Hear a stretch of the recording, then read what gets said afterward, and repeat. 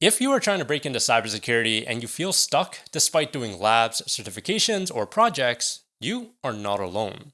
I've worked with a ton of people who are actually putting in the effort, staying consistent, and genuinely improving their skills, yet they still feel that they're hitting a wall when it's time to apply. You probably already have some labs under your belt. Maybe you've got your CompTIA Security Plus. Maybe you've done some projects, posted them online, followed tutorials, and watched all the career advice videos that you can find.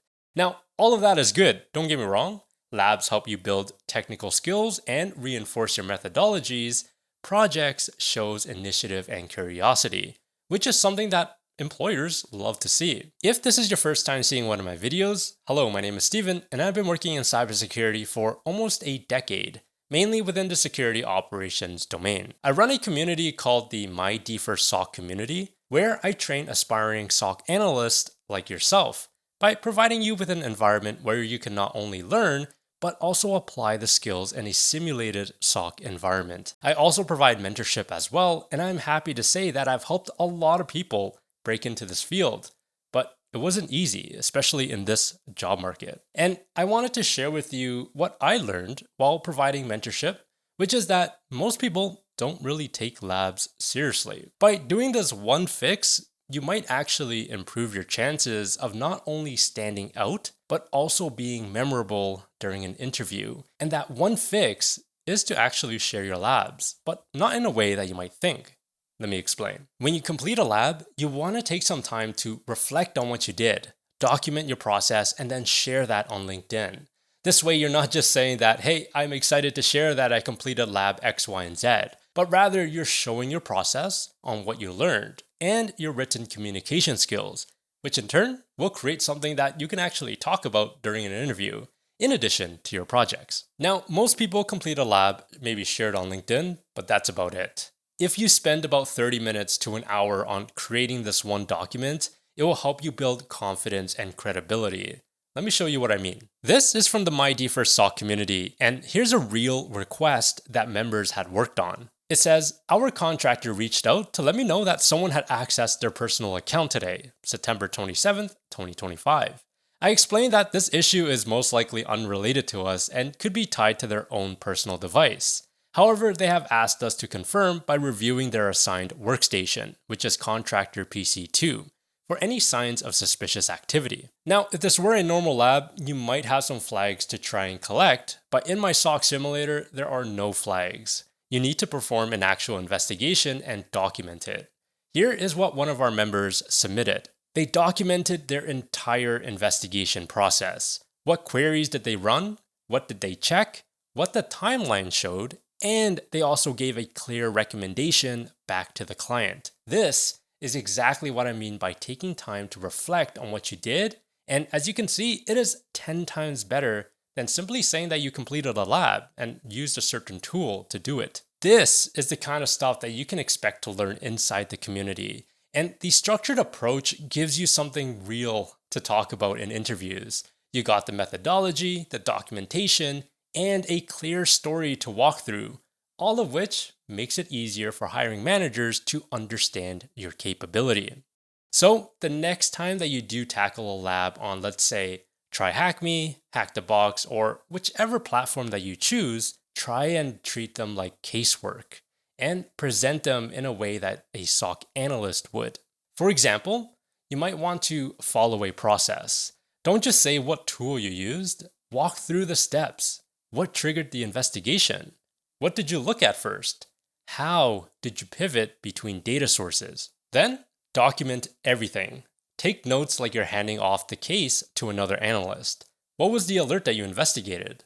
What were your findings? Next, write a report. Even if it's just a lab, write up a short summary like you are sending it to a stakeholder.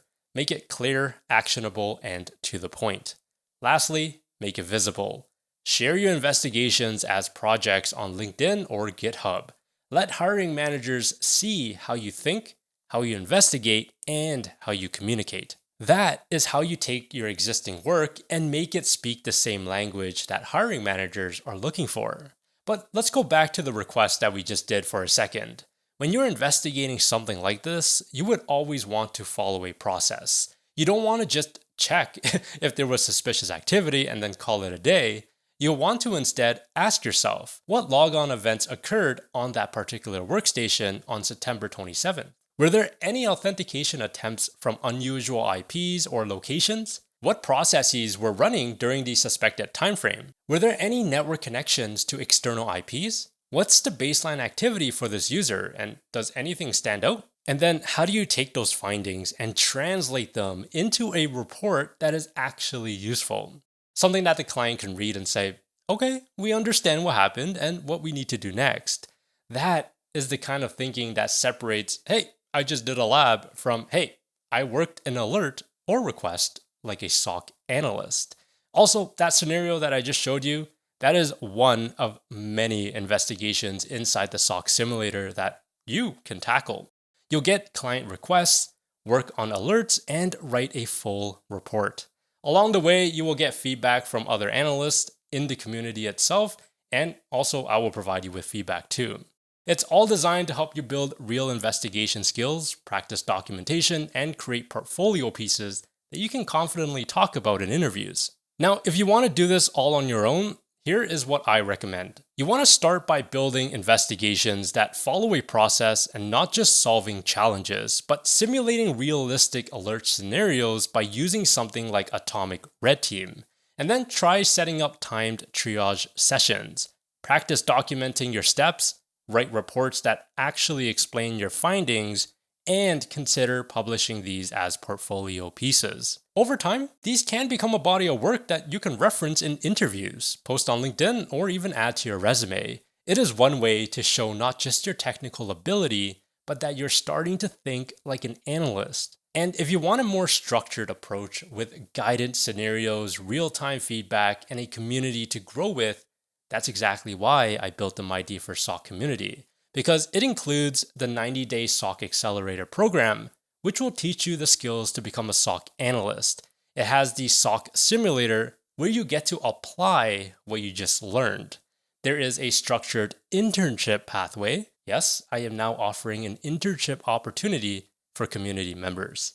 Weekly challenges, hangout sessions, and feedback, along with what I call community growth rewards, where you can win things like Security Plus vouchers, or SAL1, BTLO, and many other certifications. Everything that you need is in one spot. But just know that whether you go the solo route or get some extra structure in the community, the main idea is to start aligning your practice with the expectations of the role that you're aiming for. And here's how this actually helps you get hired. When you complete investigations with reports, timelines, correlation steps, and written conclusions, you will have actual evidence and stories that you can talk about when a hiring manager asks you, walk me through how you would tackle an alert.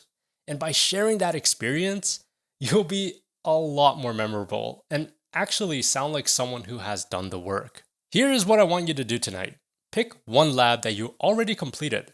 Write a short report and include a summary of what you found and what you would recommend for next steps. Post that on LinkedIn and feel free to tag me because I would love to see your work. Again, if you want an environment where you can learn, apply, and get an internship opportunity, along with a community filled with like-minded people like yourself, check out the MyDFIR SOC community down below or head over to school.com/MyDFIR. Regardless of your decision, if you take action, commit to the work, and be consistent, you will get there.